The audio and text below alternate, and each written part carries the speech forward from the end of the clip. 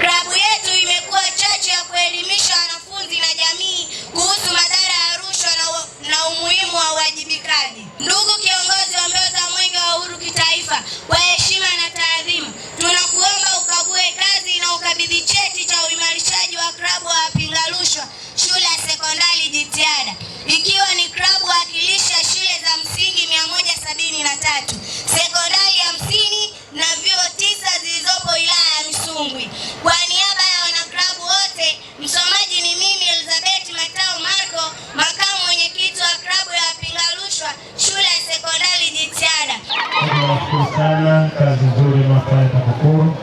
Endeleeni kuhamasisha wananchi waingie kwenye mapambano dhidi ya rushwa, ili asiwepo mtu tena wa kuweza kuendeleza rushwa, bali kila mmoja akae balozi wa mapambano dhidi ya rushwa.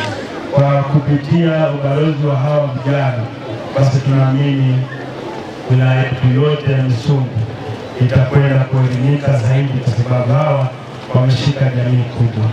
Kwa hiyo hawa kuelimisha madhara yanayotokana na rushwa, wakaelewa vizuri vitendo vya rushwa na namna kwenda kupambana na rushwa, basi jamii yote itakuwa imeelewa namna kwenda kupambana na rushwa.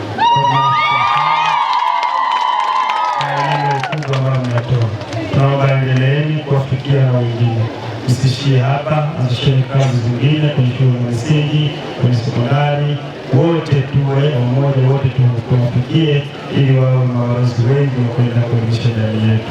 Mheshimiwa Mkuu wa Wilaya, tosha kusema kwa Mwenge wa Uhuru umefurahi sana na klabu hii.